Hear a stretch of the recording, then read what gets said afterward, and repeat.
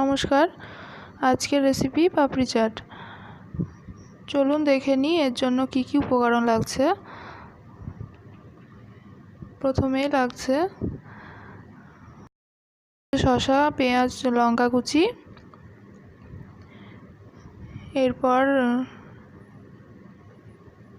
এরপর লাগছে ময়দা। এছাড়াও লাগছে সেদ্ধ করা আলু, আর লাগছে টক দই, তারপর হচ্ছে পাতিলেবুর রস, আর এছাড়াও লাগছে জিরের গুঁড়ো, টমেটো সস, বাদাম, কালো জিরে, সাদা লবণ আর বিট লবণ, আর লাগছে সাদা তেল। এবার প্রথমে ময়দার মধ্যে কিছুটা সাদা তেল আর কালো জিরে দিয়ে ভালো করে মিশিয়ে নেব। এটা ভালো করে মিশিয়ে নিতে হবে যাতে পুরো ময়দার সাথে কালো জিরে আর তেলটা মিশে যায়। এবার আমি অল্প করে জল দিয়ে ময়দাটা মাখবো। বেশি দেবো না জল, অল্প অল্প করে দেবো আর মাখবো। বেশি জল পড়ে গেলে ময়দাটা নরম হয়ে যাবে। মাখবো। এটা খুব সুন্দর একটা রেসিপি, আপনারা বাড়িতে বানিয়ে খেয়ে দেখবেন, বাচ্চারা খুবই পছন্দ করবে।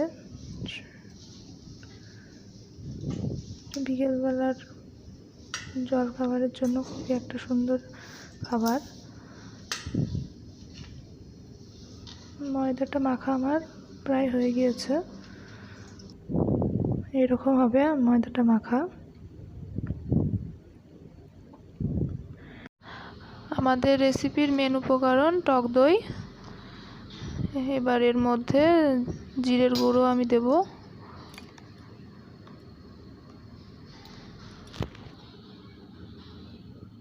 আর দিচ্ছি সামান্য বিট নুন।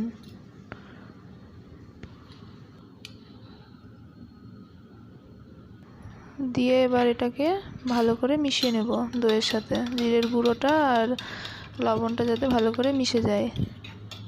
দেখুন সুন্দরভাবে মিশে গিয়েছে দইয়ের সাথে।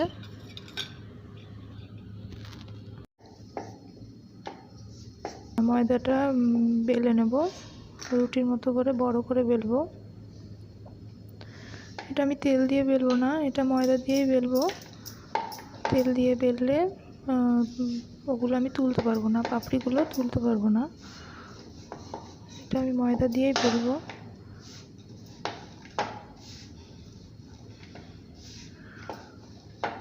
এটা যতটা পারবো বড় করে গোল করে বেলে নেব।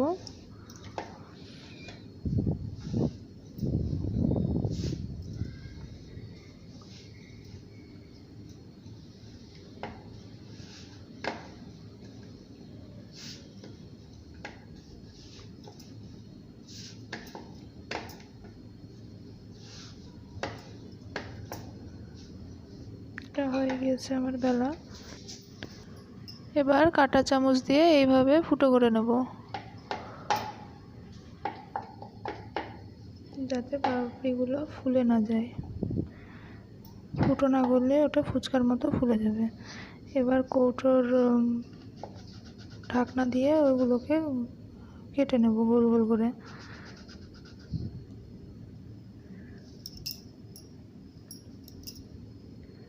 আমি এরকম বড় করে কেটে নিয়েছি, আপনারা চাইলে আরও ছোট বড় করতে পারেন।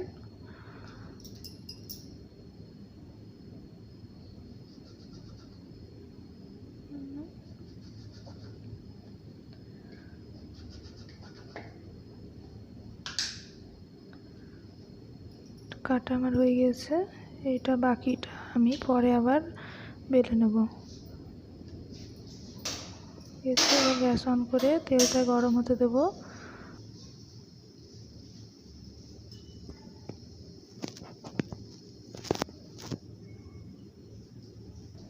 এটা বানানোর জন্য বেশি কিছুই লাগবে না, ঘরে যা আছে তাই দিয়েই আমি বানিয়েছি। আপনারা বানিয়ে দেখে দেখুন কেমন লাগবে।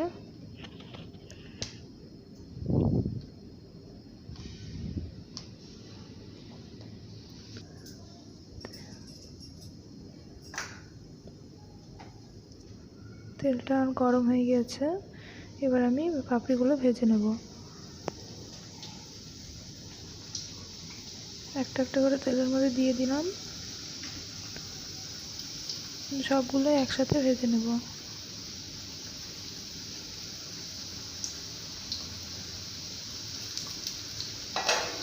দিয়ে দিয়েছি।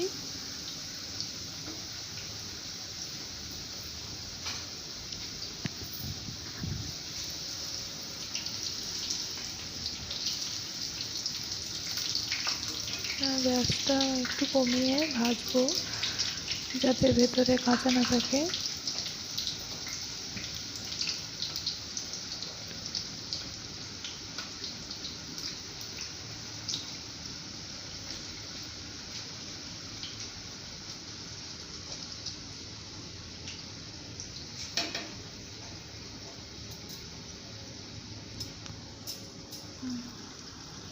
একটু লালচে লালচে ভাব আসবে তখন আমি তুলবো।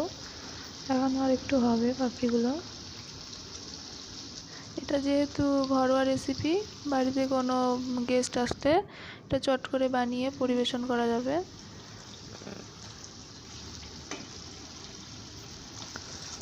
হালকা লাল ভাব চলে এসেছে, আর একটু হবে।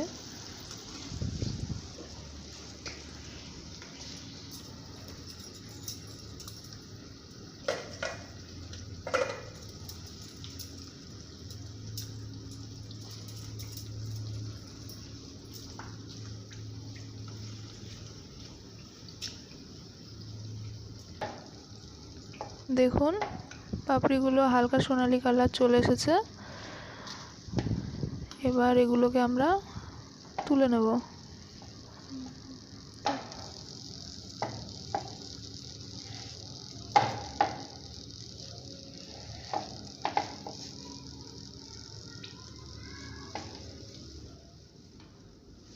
তুলে নেব পাপড়িগুলো। দেখুন এরকম হবে, সুন্দর হয়ে গিয়েছে। খাবার সুস্বাদু হওয়া যেমন দরকার, তেমনি পরিবেশন করাটাও দরকার।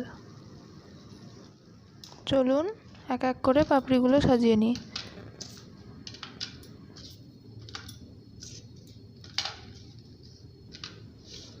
পাপড়িগুলো দিলাম প্রথমে, এবার সেদ্ধ করা আলু দেব 2-4 পিস ওর উপরে। 2-4 টুকরো আলু দিয়ে দিচ্ছি ওর উপরে।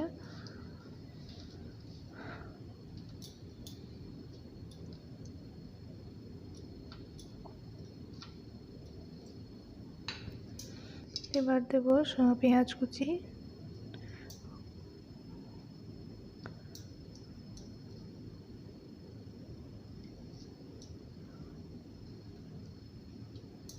আপনারা বাড়িয়ে কমিয়ে নেবেন পেঁয়াজ, যে যেরকম খাবে। লঙ্কা কুচি দিচ্ছি, বাচ্চারা খেলে লঙ্কা কুচিটা কম দেবেন। এরপর দিচ্ছি শসা কুচি,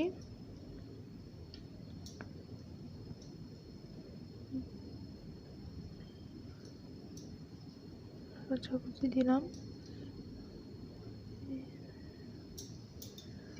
এবার দিয়ে দিচ্ছি বাদাম, দেব ভাজা বাদাম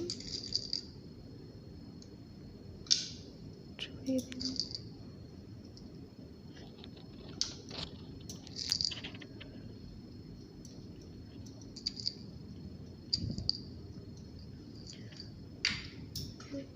এবার দেবো সাদা নুন, কারণ আমি আলু সেদ্ধ করার সময় কোনো নুন দিইনি, তাই অল্প একটু করে নুন দিয়ে দিলাম।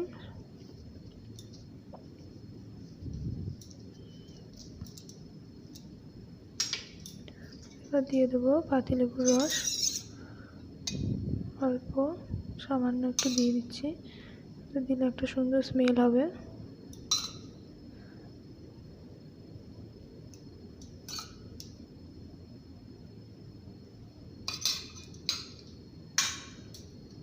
এবার দেবো জিরের গুঁড়ো, অল্প সামান্য দিচ্ছি জিরের গুঁড়ো। আমি এটা আবার পরে আর একবার দেবো, সেজন্য অল্প করে একটু দিয়ে দিচ্ছি। দেবো এবার টমেটো সস,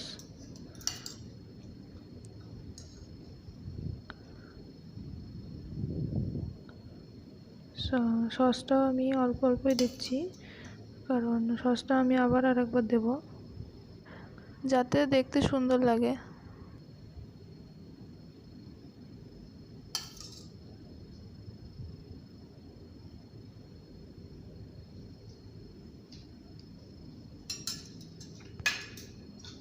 এবার দেব টক দই, দইটা দিয়ে দিচ্ছি।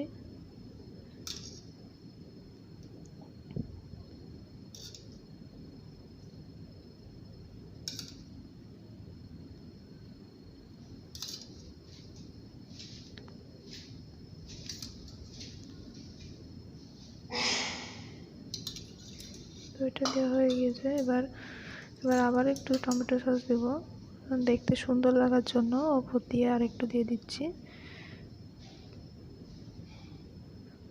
দেখুন দেখতে কি সুন্দর লাগছে সসটা দেওয়ার জন্য, সাদার মধ্যে লাল। আর একটু জিরের গুঁড়ো দেব।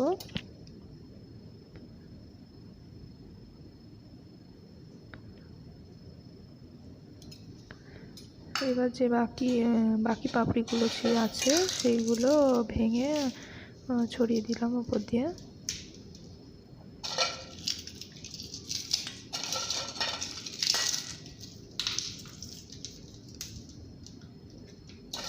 এগুলো দিলে বেশ খেতে ভালো লাগবে, মচমচ করবে খাওয়ার সময়।